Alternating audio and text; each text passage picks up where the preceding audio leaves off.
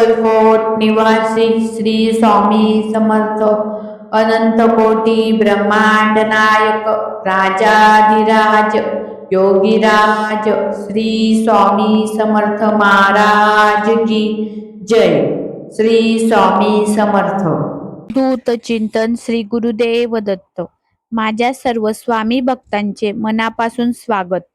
मंडळी, जर तुम्ही स्वामी समर्थांचे 11 गुरुवार करण्याचा संकल्प केला असेल किंवा भविष्यात ही सेवा सुरू करणार असाल तर हा व्हिडिओ शेवटपर्यंत नक्की पहा, कारण अनेक भक्त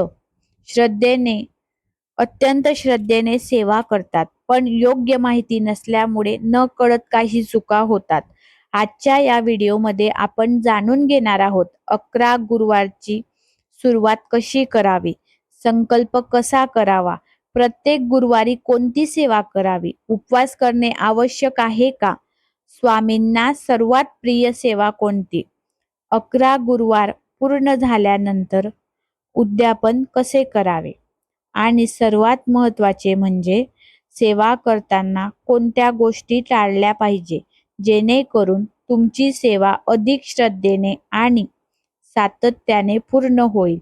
म्हणून हा व्हिडिओ शेवटपर्यंत कोणताही भाग स्किप न करता शेवटपर्यंत नक्की पहा। चला तर मग स्वामींच्या चरणी नतमस्तक होऊन आजच्या व्हिडिओला सुरुवात करूया। श्री स्वामी समर्थ। सर्वप्रथम एक गोष्ट लक्षात ठेवा, स्वामी समर्थांना तुमचे पैसे, मोठमोठे नैवेद्य किंवा दिखाऊ पूजा नको आहे। स्वामींना हवे आहे ते फक्त निर्मळ मन, श्रद्धा आणि विश्वास। अनेक भक्त म्हणतात, मी खूप पूजा करतो तरीही माझे काम होत नाही। पण स्वतःलाच एक प्रश्न विचारा, मी सेवा मनापासून करतो का? माझा स्वामींवर पूर्ण विश्वास आहे का, की फक्त इच्छा पूर्ण व्हावी म्हणून सेवा करतो? मंडळी, श्रद्धा जिथे असते तिथे स्वामींची कृपा होते। स्वामी समर्थांनी कधीही कोणाला निराश केले नाही, पण त्यांनी प्रत्येक भक्ताची परीक्षा नक्की घेतली। म्हणून सेवा करताना संयम आणि विश्वास दोन्ही आवश्यक आहेत। आता प्रश्न येतो, 11 गुरुवारच का? यामागे कोणताही अंधविश्वास नाही। सलग 11 आठवडे एकाच दिवशी भक्तिभावाने सेवा केल्याने मन शुद्ध होते, विचार सकारात्मक होतात आणि जीवनात शिस्त निर्माण होते। यालाच गुरुवारी सेवेचे खरं सामर्थ्य म्हणतात। आता प्रश्न आहे दुसरा, सेवा सुरू कधी करावी? शक्य असल्यास महिन्याच्या पहिल्या येणाऱ्या गुरुवारी सुरुवात करा। परंतु जर गुरुवार दूर असेल आणि तुमच्या मनात आजच सेवा सुरू करण्याची इच्छा असेल तर आजपासूनही नामस्मरण सुरू करू शकता। स्वामी भक्तीमध्ये शुभ अशुभ असा भेद नाही। ज्या क्षणी भक्त मनापासून स्वामींना हाक मारतात त्या क्षणापासून स्वामी कृपा होते। आता सर्वात महत्त्वाचा भाग, संकल्प कसा करायचा? स्वामींच्या फोटो किंवा मूर्तीसमोर शांतपणे बसा, दोन्ही हात जोडून डोळे मिटा आणि मनापासून श्री स्वामी समर्थ मनापासून संकल्प करायचा आहे की, हे श्री स्वामी समर्थ, आजपासून मी श्रद्धा, विश्वास आणि प्रेमाने तुमची 11 गुरुवार सेवा करत आहे। हे स्वामी समर्थ, आजपासून मी श्रद्धा, विश्वास आणि प्रेमाने तुमची 11 गुरुवार सेवा सुरू करत आहे। माझ्याकडून काही चुका झाल्या असतील तर मला क्षमा करा।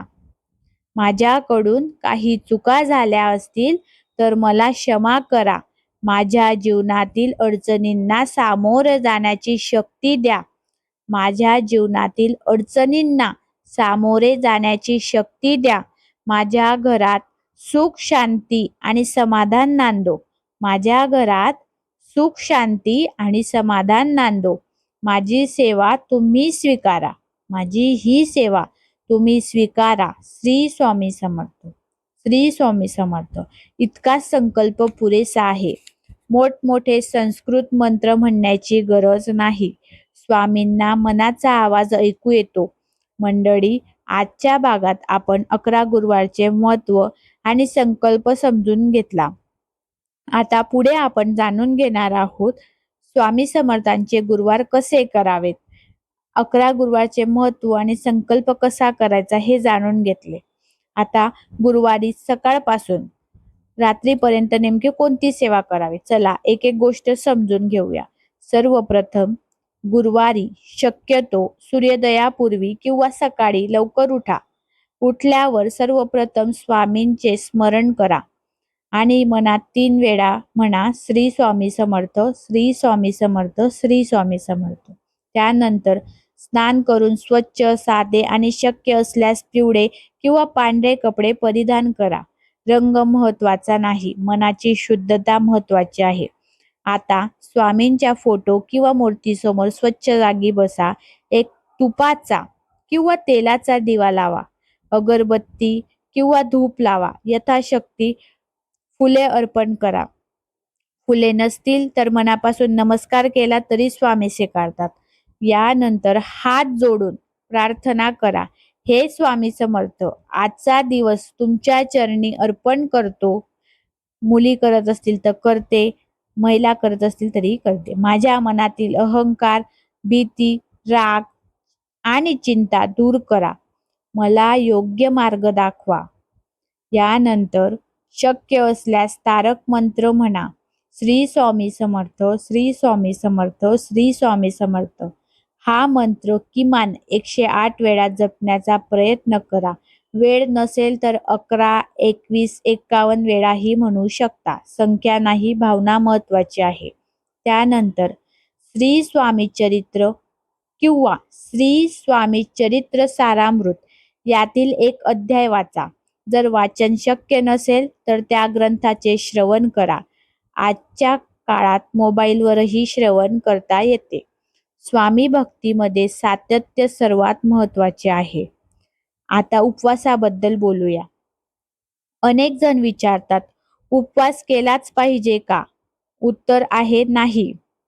जर तुमची तब्येत चांगली असेल, डॉक्टरांनी मनाई केलेली नसेल आणि तुम्हाला शक्य असेल तर उपवास करा. पण जर मधुमेह, रक्तदाब, औषधे किंवा इतर आरोग्याच्या अडचणी असतील तर उपवास न करता साधा सात्विक आहार घ्या आणि मनापासून सेवा करा.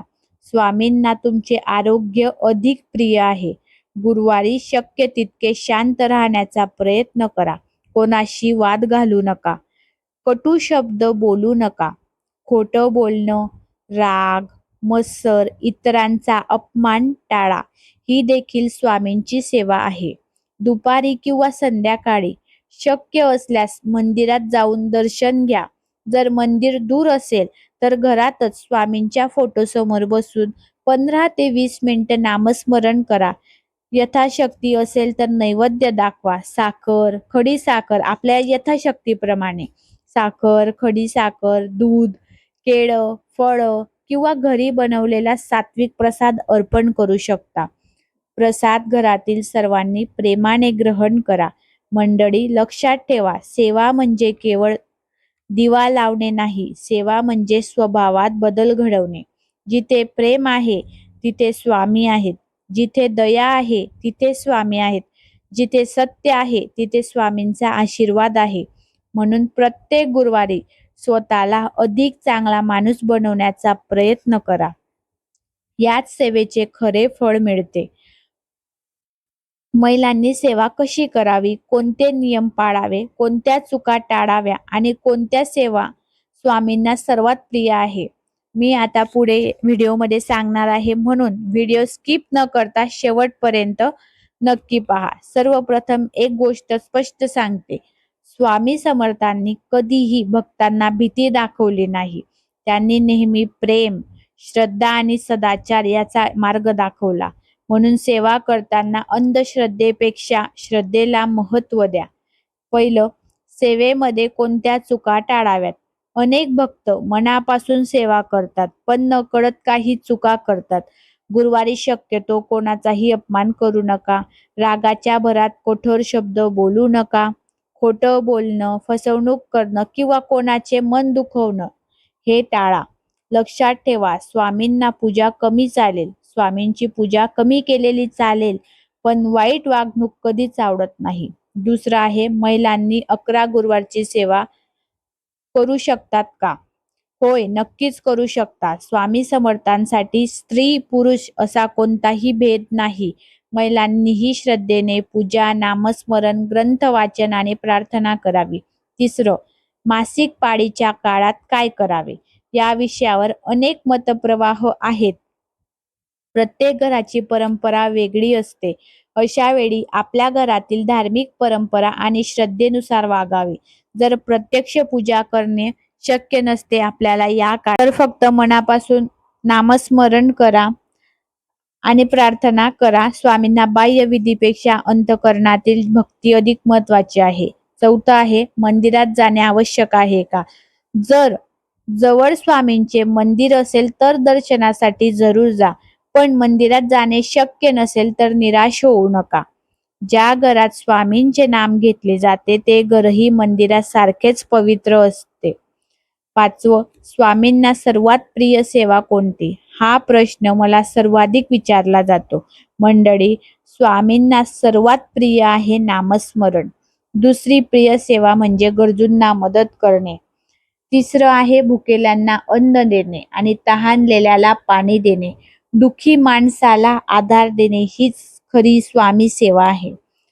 6वं, गुरुवारी दान करावे का? शक्य असल्यास हो, पण दान म्हणजे फक्त पैसे देणे नव्हे. एखाद्याला अन्न द्या, पक्ष्यांना दाणे टाका, गायीला चारा, गरजू विद्यार्थ्याला वही पुस्तकं देणे ही सर्वच दानच आहे. 7वं, सेवा करताना कोणती भावना ठेवावी? माझे काम व्हावे म्हणूनच मी सेवा करतो ही भावना टाळा. त्याऐवजी असे म्हणा, हे स्वामी, माझ्या जीवनात जे योग्य असेल तेच मला द्या, मला योग्य निर्णय घेण्याची बुद्धी द्या. अशी प्रार्थना स्वामींना अधिक प्रिय असते. मंडळी, अनेक जण विचारतात, 11 गुरुवार पूर्ण झाल्यावर काय होते? याचे उत्तर एका वाक्यात देता येणार नाही. काहींच्या जीवनात आर्थिक बदल होतात, काहींच्या घरातील कलह कमी होतात, काहींना मानसिक शांती मिळते, तर काहींना योग्य मार्ग आणि योग्य माणसे भेटतात. पण एक गोष्ट नक्की, श्रद्धा, सातत्य आणि सदाचार असेल तर स्वामींची कृपा योग्य वेळी नक्की मिळते. पुढील आणि शेवटच्या भागात आपण जाणून घेणार आहोत, 11 गुरुवारचे उद्यापन कसे करावे, कोणत्या नैवेद्य दाखवा, प्रसाद कसा वाटावा, हे मी आता पुढील व्हिडिओमध्ये म्हणजेच याच व्हिडिओत सांगणार आहे. म्हणून व्हिडिओ स्किप न करता तुम्ही व्हिडिओ शेवटपर्यंत बघा. उद्यापन म्हणजे मोठा खर्च करणे नव्हे. उद्यापन म्हणजे स्वामींप्रती कृतज्ञता व्यक्त करणे. ज्या दिवशी तुमचा 11 गुरुवार पूर्ण होईल त्या दिवशी सकाळी स्नान करून स्वामींचा फोटो किंवा मूर्तीसमोर दिवा लावा, फुलं अर्पण करा आणि मनापासून प्रार्थना करा, हे श्री स्वामी समर्था, तुमच्या कृपेने माझी 11 गुरुवारची सेवा पूर्ण झाली. या सेवेमध्ये माझ्याकडून जाणून बुजून किंवा न कळत काही चुका झाल्या असतील तर मला क्षमा करा. माझ्या घरावर, कुटुंबावर आणि सर्व भक्तांवर तुमची कृपादृष्टी सदैव राहू द्या. त्यानंतर शक्य असल्यास स्वामींचा तारक मंत्र म्हणा. श्री स्वामी चरित्र किंवा श्री स्वामी गुरुचरित्रातील एखादा अध्याय वाचा किंवा श्रवण करा. यथाशक्ती नैवेद्य दाखवा. खीर, शिरा, फळं, खडीसाखर किंवा घरात तयार केलेला सात्विक प्रसाद अर्पण करू शकता. यानंतर तो प्रसाद कुटुंबीय, नातेवाईक किंवा शेजाऱ्यांना प्रेमाने द्या. जर शक्य असेल तर एखाद्या गरजवंताला अन्नदान करा. लक्षात ठेवा, स्वामींना सर्वात प्रिय नैवेद्य म्हणजे करुणा आणि दया. भुकेल्यांना अन्न, तहानलेल्याला पाणी, दुखी माणसाला आधार हीच खरी स्वामी सेवा आहे. आता अनेक जण विचारतात, 11 गुरुवार पूर्ण झाले, आता सेवा थांबवायची का? मंडळी, उत्तर आहे नाही.